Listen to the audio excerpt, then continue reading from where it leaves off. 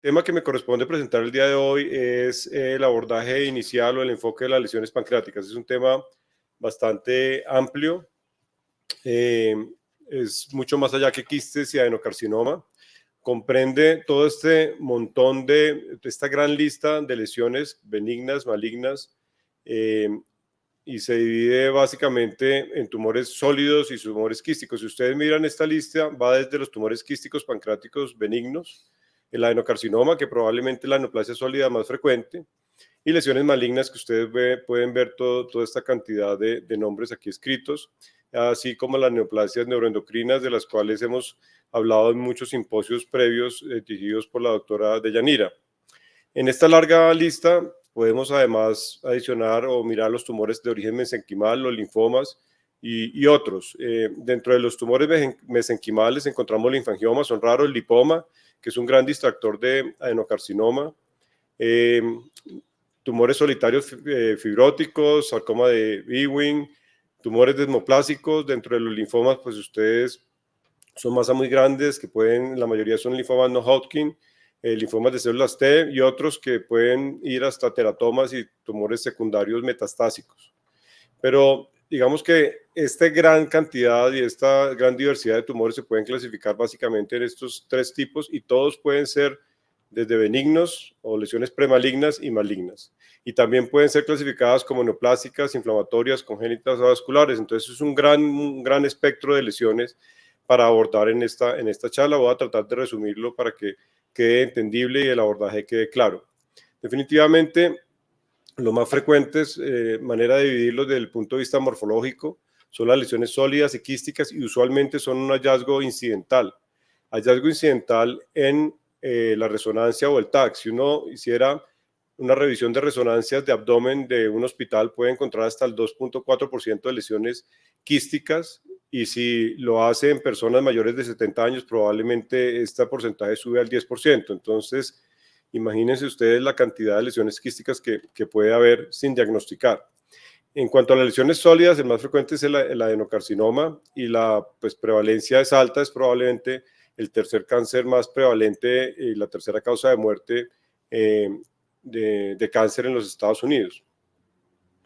La evaluación inicial, como son de origen incidental y algunas veces sintomático, se hace con imágenes con contraste, usualmente un TAC o una resonancia, o algunos síntomas clínicos que puede ser dolor, diabetes de inicio reciente, o pacientes con características o factores de riesgo a los cuales se les hace algunas imágenes, y en las lesiones quísticas, pues algunas características que hacen clasificar a estos pacientes o subclasificarlos, y algunas herramientas posteriores para caracterizarlos y para mirar si esos pacientes son o no susceptibles de cirugía. Las lesiones sólidas del páncreas, para empezar con estas, pues principalmente y la más preocupante es el adenocarcinoma, que a pesar de que llevamos mucho tiempo operándolos, pues la sobrevida realmente aumenta de a poquito a poquito. El adenocarcinoma es aproximadamente el 90% de las lesiones pancreáticas operadas. La segunda más frecuente de las lesiones sólidas es el tumor neuroendocrino del páncreas, y ya en un tercer lugar algunas lesiones pancreáticas no ductales. Las lesiones sólidas se pueden caracterizar de manera casi completa en un CT scan, una resonancia. Aquí hay algunos datos característicos que pueden ayudarnos de manera inicial a caracterizar esas lesiones. Por ejemplo, el adenocarcinoma, pues todos sabemos que tiene en la fase pancreática sin contraste es hipodenso, y que después se vuelve hipodenso durante su fase pancreática y con contraste, y que muy ocasionalmente tiene algún tipo de realce tardío. Esto debido a la reacción desmoplásica que tiene. Sin embargo, uno puede, digamos, contrastar esto con las lesiones neuroendocrinas, que tienen un comportamiento completamente diferente. Ustedes se dan cuenta que las neuroendocrinas tienen un comportamiento isodenso e hipointenso en las fases iniciales precontraste, pero que en la fase dinámica se pueden volver hipervasculares y que característicamente se pueden diagnosticar con imágenes con contraste. El adenocarcinoma pancreático, como les digo, es la neoplasia más común. Usualmente los espera uno en la séptima, octava década de la vida, con una tasa de supervivencia muy pobre, y la mayoría de los pacientes, cuando se diagnostican, ya tienen un tumor avanzado. Es por esto que la mejor manera de abordarlo es tratar de prevenirlo, y hoy en día prevenir el cáncer de páncreas adenocarcinoma es muy complicado. El tiempo de evolución de una neoplasia pancreática como adenocarcinoma en términos generales es de 10 años. Ustedes ven ahí la evolución del PANIN-1 hasta el cáncer invasivo y uno debería ser capaz de hacer screening y evaluar los pacientes con factores de riesgo. Aquí tenemos las variantes genéticas que podrían condicionar en cada etapa del desarrollo de este cáncer o podrían diagnosticarse o son importantes para las mutaciones que se presenten en cada una de estas etapas y las cuales podríamos inclusive tratar de detectar de manera temprana. Aquí hay algunos de los síndromes para este tipo de cáncer que son de una alta asociación y que uno debe tener en cuenta cuando tiene un paciente con cáncer de páncreas para hacer un estudio genético. Ustedes ven ahí el cáncer hereditario de seno ovario, el síndrome de melanoma multiple mole, el Peutz-Jeghers syndrome y otros que tienen una incidencia de cáncer de páncreas hasta de 11 o 30 veces más. Entonces hay que tener en cuenta estas asociaciones genéticas y familiares para poder establecer un abordaje inicial que idealmente es para encontrarlos en un estadio temprano o prevenirlos. Screening de páncreas, por lo costoso, hay muy poco, pero definitivamente están establecidos algunos pacientes a los cuales se le debe hacer screening. Aquí encontramos todos los pacientes que tienen estos síndromes hereditarios, como el Peutz-Jeghers, todos los que tienen una línea de mutación CDKN2A y todos aquellos como el BRCA1, BRCA2 y las inestabilidades satelitales que pueden tener en el paciente mismo o algún paciente con, perdón, el familiar en primer grado de consanguinidad. Estos pacientes deben ser evaluados sí o sí para un screening. ¿Cuándo hacer el screening? Este screening usualmente se hace a la edad de 50 o 55 años debido a la incidencia tardía de esta enfermedad, pero algunos síndromes genéticos deben empezarse antes. Por ejemplo, en los portadores del CDKN2A debe hacerse o empezar más temprano, a los 40 años. BRCA1, BRCA2, pacientes con seno, ovario, debe empezar a los 40, 45 años. No hay un consenso, pero definitivamente se debe empezar alrededor de los 50 años. ¿Qué exámenes se deben hacer para este abordaje inicial de los pacientes de manera preventiva o por lo menos con la meta de encontrarlos en las etapas iniciales? Lo que se debe hacer es un examen con contraste, un ultrasonido endoscópico y una glucosa en ayunas, además de una hemoglobina glicosilada, sabiendo que una de las manifestaciones tempranas de un cáncer sólido adenocarcinoma de páncreas es la diabetes. No hay consenso acerca del seguimiento, pero se debe hacer con una imagen de contraste y el tiempo de seguimiento se establece de acuerdo al riesgo. Algunos otros marcadores que se pueden hacer para screening está el CA19-9, está el ultrasonido de acuerdo a las características de la imagen encontrada y algunos se continúa con CT scan o resonancia de acuerdo a los hallazgos. ¿Cada cuánto se hace? Si no hay anormalidades encontradas dentro de las imágenes, cada año. O sea, estos no son pacientes que usted le haga a los 50 años con una asociación de 10 veces la posibilidad de cáncer y lo siga cada 5 años. No, esto es cada año. Si usted tiene alguna de los hallazgos que puedan sugerir que este paciente puede tener una condición premaligna o una imagen dudosa, debe hacerse cada 3 o 6 meses. Y si usted encuentra alguna imagen sospechosa de malignidad, pues se debe llevar a cirugía de manera inmediata. La meta es encontrar pacientes en estado 1 de cáncer de páncreas que estén confinados y que pueden resecarse con margen negativos, que probablemente son los únicos curables. Detectar lesiones que puedan tener displasia de alto grado que puedan definitivamente prevenir este tipo de cáncer. Entonces, esta es la aproximación más valiosa que uno puede hacer en un paciente con una posibilidad de adenocarcinoma desde el punto de vista genético y además para después poder dirigir la terapia. Ustedes ven aquí las diferentes terapias dirigidas posibles de acuerdo a cada uno de estos hallazgos, aunque son para otros tumores, digamos que en cáncer de páncreas también podría aplicarse. ¿Cuáles son las características? Pues ustedes ya conocen todas las imágenes. Yo voy a enfocarme de manera corta en el cáncer de páncreas adenocarcinoma, pero sí voy a profundizar un poco en los distractores. ¿Cómo son las masas? Son como las describí previamente, son usualmente pequeñas, sólidas, hipointensas.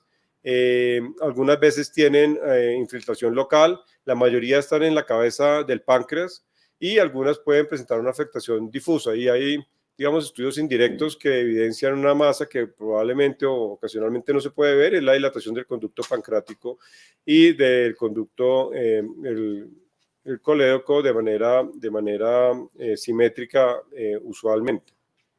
Aquí está, digamos, el flujograma para manejo de cáncer de páncreas, adenocarcinoma. La verdad no me voy a detener en esto, pero básicamente uno son los resecables, los borderline y los avanzados y metastásicos, y la terapia va dirigida a cada uno de ellos, tratando de volver borderline resecable y los resecables operarlos, y la quimioterapia neoayudante como base del tratamiento tanto en operables como no operables hoy en día.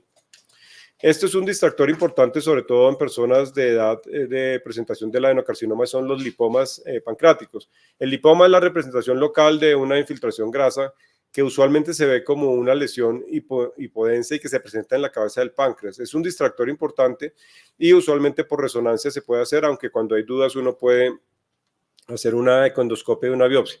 Sin embargo, en la experiencia nuestra, a pesar de que uno tiene casi que una certeza muy, muy alta de tener un lipoma pancreático, hemos tenido sorpresas, inclusive con tumores neuroendocrinos o adenocarcinoma. Entonces, mucho ojo con la descripción de los tumores pancreáticos, lipomas aislados que se consideran benignos. Una de las características importantes es que usualmente no cambian en el tiempo y no producen desplazamiento de infiltración vascular, y esto es importante para diferenciarlos. La pancreatitis aguda y crónica. La pancreatitis localizada es otra de estas imágenes que pueden similar un adenocarcinoma, pueden ser muy similares a un adenocarcinoma y que pueden llevar a confusión y que usualmente o pueden terminar en cirugía. Ustedes al lado, en la gráfica B, pues se dan cuenta de una pancreatitis localizada al lado de la porta, la mesentérica superior, y en el lado izquierdo se ve la pancreatitis del surco, que es no más que un páncreas heterotópico en el duodeno que produce esta sensación esta imagen de pancreatitis que puede ser confundida con un cáncer y que en biopsia también puede tener unas imágenes atípicas. Entonces, esto es otro distractor importante. Otro de los tumores que no son frecuentes, que puede producir unas características hipointensas que pueden confundirse con adenocarcinoma, son el adenocarcinoma de células acinares, que básicamente es una neoplasia de glándula exocrina del páncreas y que puede hacer una producción de enzimas y producir síndromes como el síndrome de hipersecreción lipasa, que produce necrosis grasa, infartos óseos y poliartritis, y puede producir una situación sistémica del paciente importante y que puede originarse en una neoplasia benigna de células acinares que en pacientes con antecedentes debe ser llevado a cirugía resectiva. Aquí están las imágenes de cómo se ve esto en histología, en el estudio macroscópico y también en la parte de imágenes. Ustedes ven acá una lesión grande que no realza, pero sí realza de pronto periféricamente, a diferencia del adenocarcinoma de páncreas, con una leve realce alrededor de la lesión en las imágenes que ustedes ven al lado derecho. Pancreatoblastoma, aunque no es tan frecuente en adultos, es una lesión que puede ser grande, que es más común en varones y más común en los niños, pero que puede confundirse con un montón de tumores y claramente con un adenocarcinoma con degeneración central y que tiene algunas características desde el punto de vista histológico muy diferentes. Se caracteriza por los niveles elevados de alfa-fetoproteína, son solitarios y grandes y se pueden confundir, sobre todo en la niñez, con todos los tumores grandes que tienen los niños intraabdominal. Y yo creo que es el último de los distractores, que es un tumor pseudopapilar, que probablemente es de los más conocidos por ustedes, que es el famoso tumor de France, que tiene componentes sólidos y quísticos, que usualmente se presenta en mujeres en la cola del páncreas, pero que alcanza unos tamaños bastante grandes sin infiltración vascular y que tienen estas características en imágenes como una imagen hiperintensa en T2 que es diferente a lo que se ve en adenocarcinoma. Aquí están los tumores neuroendocrinos, que no me voy a detener, pero que son siempre lesiones, como lo mencioné previamente, las segundas más frecuentemente encontradas, y que además de las imágenes que muestran una toma del contraste importante, pues tenemos la imagen del PET con galio y otros que pueden aclararnos el diagnóstico y hacerlo más fácil. Los neuroendocrinos, pues ustedes saben que tienen unas características no solamente de imágenes, sino también de acuerdo a lo que secretan, y pues esto es una aproximación rápida de todas las posibles, bueno, de algunos de los que secretan algún tipo de sustancia, y ustedes pueden diferenciarlos acá, pero obviamente no es el objeto de de esta charla. Voy a adelantarme un poquitico acá. Aquí hay de los tumores mesenquimales, uno de pronto de los que más vemos y que probablemente tiene algún tratamiento que puede disminuirla o puede tener un mejor pronóstico que los tumores adenocarcinomas y que se puede confundir, pero que tienen un gran tamaño, que son los tumores o los linfomas del páncreas, como lo mencioné previamente, que usualmente son de gran tamaño, que pueden infiltrar el páncreas localmente o de manera difusa y que ocasionalmente son llevados a cirugía, pero que responden a quimioterapia dependiendo del tipo de tumor. Y por último, las metástasis al páncreas, que usualmente son lesiones también hipointensas que pueden confundirse con carcinoma, pero que son más localizadas y que obviamente se ven en pacientes que tengan otro primario ya diagnosticado de manera previa, y siempre hay que tenerlas en cuenta. Por eso, encontrarse uno o dos primarios, pues, y que uno esté convencido de que es otro adenocarcinoma, usualmente no, y esta es una de las razones de llevar a estos pacientes a una biopsia por ecoendoscopia de manera temprana para hacer la diferenciación. Este es un distractor. Hemos tenido en este hospital varios distractores. El vaso intrapancreático es uno de ellos, y la diferencia es que no realza tan bien como realza el páncreas. Ustedes ven que tiene la misma intensidad del vaso y se puede diferenciar por medicina nuclear. Y los otros, no alcancé a traer las imágenes, que son los aneurismas vasculares, sobre todo venosos, de la vena esplénica o de la vena porta, que pueden, digamos, que realzan y pueden confundirlo a uno con un tumor neuroendocrino. Vamos a pasar a las neoplasias quísticas, que probablemente son las lesiones más frecuentes hoy en día diagnosticadas y operadas. Y ustedes ven aquí el estudio más grande del Massachusetts General Hospital. Está el doctor Carlos Fernández del Castillo y está una revisión de 851 pacientes con neoplasia quística en el tiempo. Y ustedes ven que básicamente en el tiempo han aumentado. La localización, obviamente, dependiendo del tipo de tumor, y la edad también dependiendo del tipo de tumor. La sobrevida obviamente es mucho peor en los tumores con la neoplasia intraductal papilar de rama secundaria o de ducto principal, que tienen una sobrevida menor que los otros tipos de tumores, y el tamaño, pues, que depende claramente del tipo de tumor. Ustedes ven que tamaños grandes, por ejemplo, en los sólidos papilares, y tamaños más pequeños en los otros.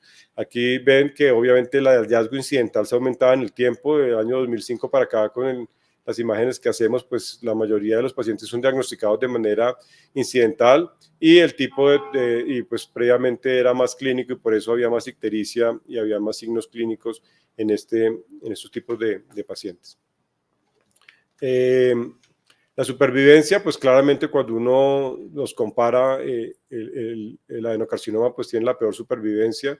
Los tumores neuroendocrinos tienen una mucho mejor supervivencia en términos quirúrgicos. Ustedes ven ahí los pseudopapilares y los tumores neuroendocrinos en azul claro como digamos los que mejor supervivencia tienen, porque usualmente los pseudopapilares son de un comportamiento benigno, y los neuroendocrinos, cuando se operan y están localizados, pues tienen una sobrevida muy larga, a diferencia del tumor adenocarcinoma.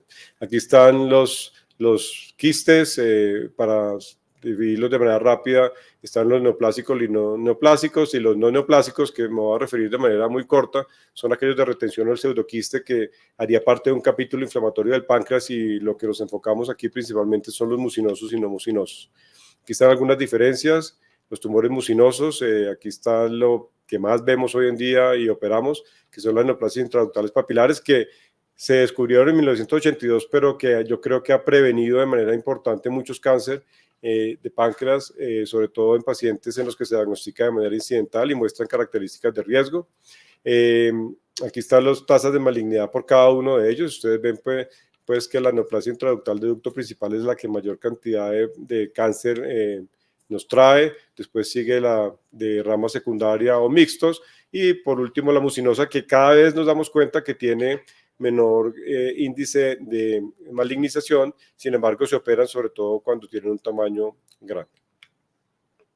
Aquí están algunas de las características del estudio del líquido. No me voy a detener en esto, pero hay variables importantes de transformación maligna, como el CA19-9, hoy en día la glucosa bajita en estos tumores, que pueden hacer que uno de entrada los opere sin encontrar ninguna otra variable de riesgo imagenológico. cosas de biología molecular o estudios de biología molecular como el CARRAS, que de alguna manera podrían predecir la malignización de este tipo de tumores, pues ha fallado en esta malignización, en esta predicción, porque es difícil primero tomarlo y hacerlo, y segundo porque ha fallado en el diagnóstico de malignidad en quistes significativos, siendo negativo en quistes que tienen malignidad y al revés. El antígeno carcinoembrionario sigue siendo en los tumores mucinosos el más importante para el diagnóstico y algunos estudios adicionales de biología molecular. Uno, digamos, puede recordar la prevalencia que aumenta con la edad. Si es un hombre, es muy probable que tenga una neoplasia un abuelo, una neoplasia mucinosa papilar intraductal. Si es una mujer joven, pues probablemente sea un tumor pseudopapilar. Si es una mujer de edad media, una neoplasia quística mucinosa, y si es una mujer de edad mayor, una neoplasia quística serosa. Para recordar cuáles se operan, y esto digamos que hay tantas guías, cada 6 años estamos con una nueva, nosotros tratamos de enfocarnos en guías, voy a adelantar un poquitico, porque vamos un poquitico mal de tiempo.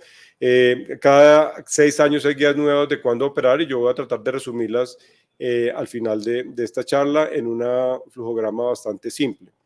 Unas palabras cortas acerca del pseudoquiste pancreático, que usualmente es de origen inflamatorio y que obviamente se caracteriza por un proceso inflamatorio pancreático que usualmente es sintomático, que puede producir compresión gástrica, ictericia, obstrucción biliar y fiebre, y que no tiene una pared real, sino que una pared hecha por el tejido circundante, y que el tratamiento usualmente se hace de manera endoscópica y no requiere tratamiento quirúrgico. Ustedes ven una imagen clara de un pseudoquiste pancreático con una imagen que realza y que está en contacto con el estómago.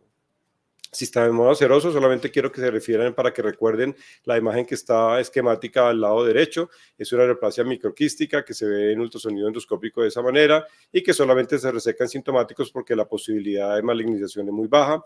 La neoplasia mucinosa, ustedes ven el esquema arriba, básicamente esto es lo que ustedes ven en la parte de abajo, es una lesión macroquística que depende del tamaño en que se encuentra en la cola del páncreas, operamos. Aquí tenemos la neoplasia intraductal papilar, que de pronto es la que mayor cantidad de variables tiene y la cual se puede operar o no operar dependiendo de las características que encontremos en imágenes con contraste de las imágenes dinámicas. La lesión pseudopapilar, como ya he mencionado de manera previa, no me voy a detener en esto. Aquí están las localizaciones de estas lesiones: la mucinosa macroquística al lado derecho arriba, la serosa en la cabeza con el estilo de panal de abejas, la multifocal abajo con la angioresonancia, que se ve muy bien y que puede ser multifocal y que se maneja de acuerdo a las características de la lesión que tenga mayor riesgo, y la mixta, pues que ustedes ven en la parte distal un compromiso mixto del ducto principal distal y algunas lesiones más pequeñas en la parte proximal. Ese es el resumen de todo lo que he dicho, y pues infortunadamente estas lesiones voy a adelantar un poco porque esto es más o menos lo mismo en aras del tiempo. ¿Sí? Ok, vamos, aquí me dicen que vamos bien de tiempo.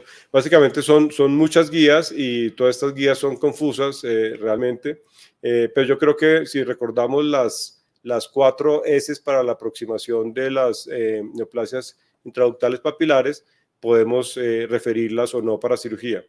Los síntomas, si es una neoplasia que produce síntomas, sí o no. La talla o el tamaño de esta lesión, si compromete el conducto pancreático y si hay presencia de nódulos.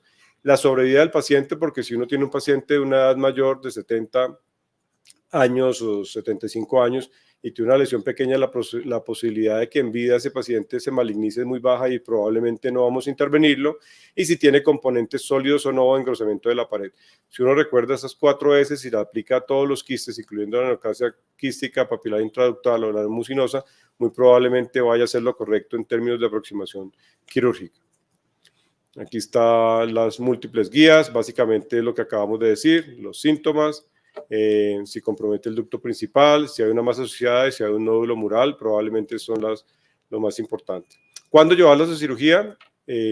Cuando es una lesión mucinosa, cuando compromete el ducto principal, o cuando hay una reacción mixta o de rama secundaria que tiene unas características que sean preocupantes o de alto riesgo, que ya hemos descrito y que básicamente son que tenga un conducto pancreático dilatado, un componente sólido o una citología que muestre células malignas o de adenocarcinoma, o que tenga un crecimiento importante en los últimos 12 o 14 meses, usualmente más de 5 milímetros. Cada vez hay más tendencia a la observación, sin embargo, los pacientes que tienen unas características claras que he descrito deben llevarse a cirugía. Ese es el algoritmo que decía. Todos los pacientes que tengan características de alto riesgo, como están acá arriba, pues son llevados a cirugía. Todos aquellos que no, son seguidos y si tienen características preocupantes van a cirugía, y si no, dependiendo del tamaño, se hace un seguimiento en el tiempo. Los que son mayores de 3 centímetros, de 2 a 3, cada 3 o 6 meses. Los que son menores de 2 centímetros, cada 6 meses o cada año. Las cirugías a realizar dependen de la localización y básicamente son la pancreatectomía distal. Algunas personas proponen las pancreatectomías centrales, pero el índice de complicaciones de esa cirugía pues es mucho más alto, y las lesiones de la cabeza se manejan quirúrgicamente con una pancreatodenectomía. El abordaje puede ser abierto, laparoscópico, robótico, dependiendo de la experiencia y las capacidades de cada hospital. Y hay unas maneras, digamos, de hoy en día, hablando de prevención y abordaje, de tanto diagnosticar como hacer seguimiento en pacientes que han sido llevados a cirugía, y básicamente se reducen a las biopsias líquidas con los abordajes de PCR de Next Generation, secuencia de Next Generation NGS, no sé cómo se traduce bien, que pueden diagnosticarle el tumor tanto con DNA como mirar el seguimiento y la respuesta a la quimioterapia, y creo que esto es muy valioso para el seguimiento de nuestros pacientes y puede ser implementado en nuestros hospitales en Colombia.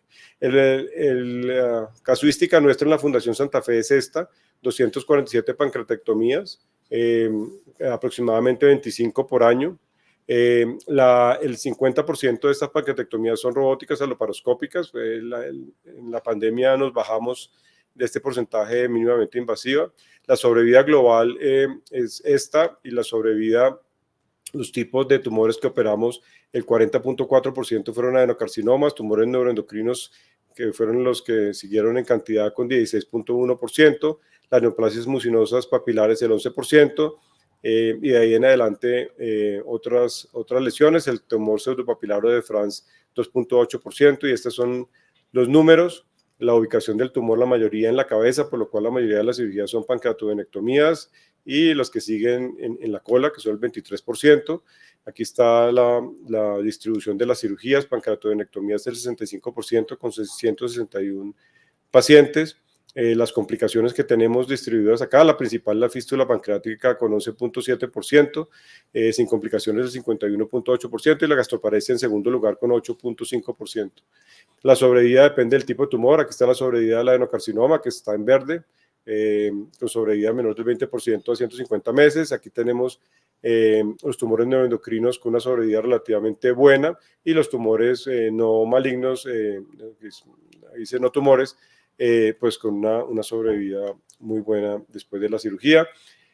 Los resultados de acuerdo al tipo de cirugía: la pancreatodenectomía tiene el peor resultado, pero también son los tumores. Recuerden que el adenocarcinoma pues está en la cabeza del páncreas en su mayoría, y son los tumores obviamente más avanzados los que se llevan a cirugía abierta. La diferencia en cuanto a los pacientes que tuvieron complicaciones y complicaciones en sobrevida no es significativa, pero obviamente los que tuvieron complicaciones sobreviven menos. Aquí les voy a mostrar, no sé si se alcanza a... Esta es la manera como hacemos la cirugía por robot. Son 5 minutos de un video de una pancreatodenectomía por robot. No son muchas las que hemos hecho, pero importante. Aquí está la disección de la parte duodenal, la maniobra de Kocher. La maniobra de Kocher a este paciente obviamente con algo de grasa. La hizo un poco dispendiosa, pero aquí está la disección de la parte duodenal. Está la exposición del páncreas por la parte superior. Seguimos con la exposición duodenal haciendo la maniobra de Kocher. Ya dentro de poco vamos a traer el duodeno y el yeyuno hacia el cuadrante superior derecho y hacia el corte, hacer el corte intestinal, quizá el corte, la parte distal, la parte proximal.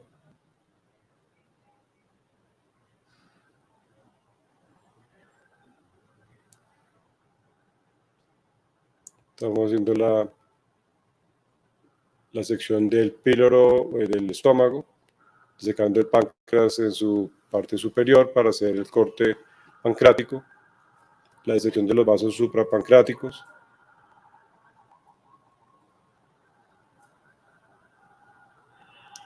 Es la parte superior del páncreas, seguramente ya va a aparecer vaso esplénico de la arteria hepática. Aquí ya estamos con la vena mesentérica superior en el cuello, haciendo la disección. Ya se está haciendo el corte a nivel del cuello del páncreas. Comienza a verse el corte y probablemente la sección del ducto.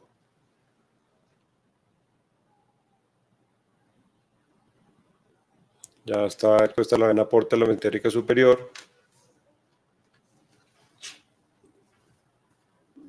Y ya posteriormente vamos a ver terminamos el corte, la anastomosis pancreática, que es la anastomosis en un vasito que no es frecuente, pero que estaba en ese sitio. Ya la parte final del corte del páncreas. Vamos a identificar el conducto.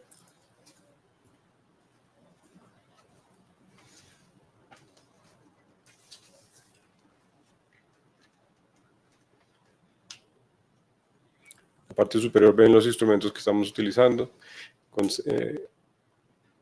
Ya está difícil esa parte superior de cortar, pero ya estuvo. Y ya vamos a empezar a hacer la anastomosis. Esta es la colistectomía.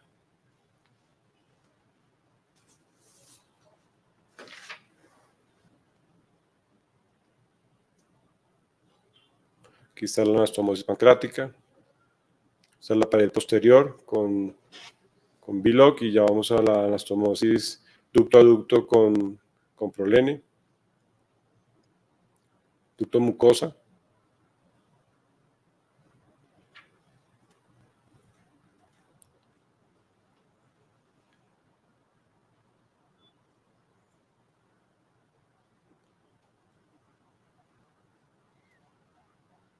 Está como en cámara lenta. Yo espero un poco más rápido. Yo creo que es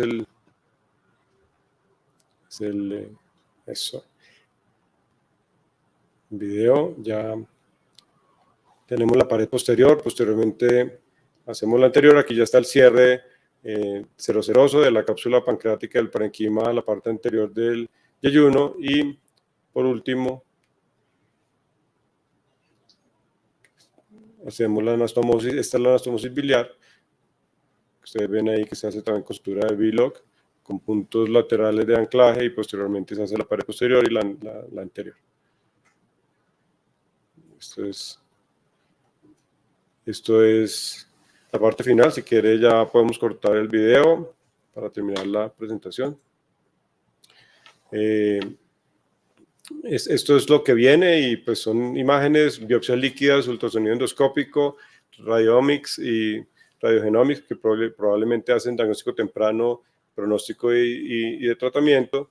Y pues eso es todo lo que les quería contar. Básicamente era la aproximación de una patología bastante diversa y compleja, y la manera como la abordamos y cómo la operamos. Muchas gracias.